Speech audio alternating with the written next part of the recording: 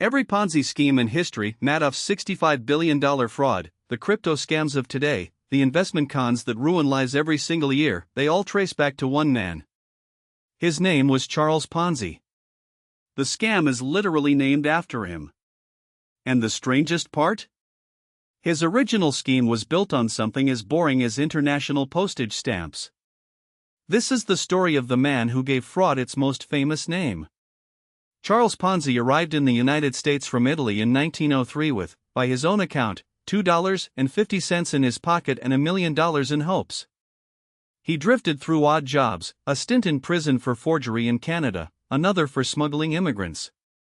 By 1919 he was in Boston, scheming for the big idea that would make him rich. He found it in his mailbox. A letter from Europe contained something called an international reply coupon, a kind of voucher that could be exchanged for postage stamps in another country. Ponzi noticed something.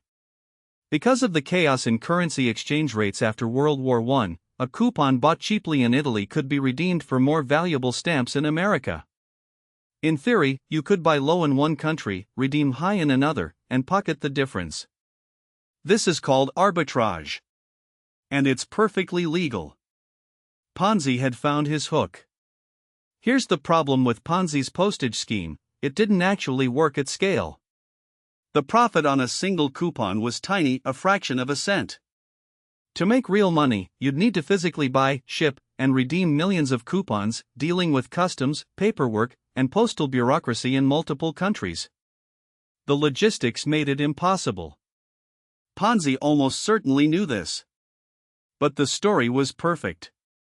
It was complicated enough that ordinary investors couldn't check it, plausible enough to sound like genuine financial cleverness, and exciting enough to spread by word of mouth. So in late 1919, Ponzi started a company called the Securities Exchange Company and began offering investors a deal that sounded too good to refuse: invest your money, and in 90 days you'll get a 50% return. Give me $100, walk away with $150. Then he shortened it, 50% in just 45 days. When the first investors put in money and, 45 days later, received exactly what was promised, the floodgates opened. But Ponzi wasn't redeeming postal coupons. He was simply taking money from new investors and using it to pay the earlier ones. As long as more money came in than went out, the scheme looked not just solvent, but spectacularly profitable. By the summer of 1920, it was a frenzy. Ponzi was reportedly taking in as much as $250,000 a day, the equivalent of millions in today's money. People lined up around the block outside his office. Police officers, priests, and grandmothers handed over their savings. Some mortgaged their homes. His own employees invested. Ponzi bought a mansion, a fleet of cars, fine suits. He was a celebrity. The newspapers called him a financial genius. The man who brought Ponzi down wasn't a detective. It was a journalist with a calculator. The editor of the Boston Post grew suspicious and assigned reporters to investigate. They asked a financial analyst named Clarence Barron, the man behind Barron's financial publication, to examine the numbers. Barron pointed out something devastatingly simple. To back the millions of dollars Ponzi had taken in, there would need to be around 160 million international reply coupons in circulation worldwide. The actual number in existence was about 27,000. The math didn't just fall short. It was off by a factor of thousands. The coupons to support the scheme didn't exist and never could. The Boston Post published the analysis. Panic began to spread. Investors rushed to withdraw. For a few days, Ponzi held it together with sheer charisma, calmly paying out everyone who demanded their money, projecting total confidence, even serving coffee and donuts to the crowds outside to keep them calm. But it was over. When auditors finally examined his books, they found he had essentially no real assets. He owed millions more than he had. He'd been insolvent almost from the beginning. The collapse took 6 banks down with it. Investors lost around $20 million, hundreds of millions today. Many lost everything.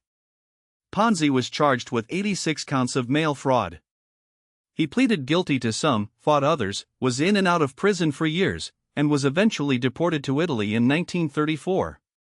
He died in a charity hospital in Rio de Janeiro in 1949, nearly blind, partly paralyzed, and almost penniless. His estate was just enough to cover his burial. Charles Ponzi didn't invent the idea of paying old investors with new money, versions of it existed before him. But he ran it on such a massive, public, spectacular scale that his name became the permanent label for it. And the reason it's worth understanding isn't historical curiosity. It's that the exact same structure works today, dressed in new clothes.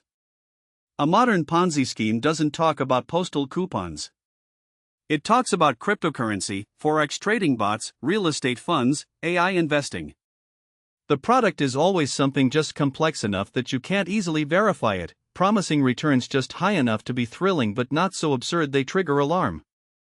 And the tell is always the same: consistent, above-market returns that never seem to dip, paid reliably until the day they suddenly can't be.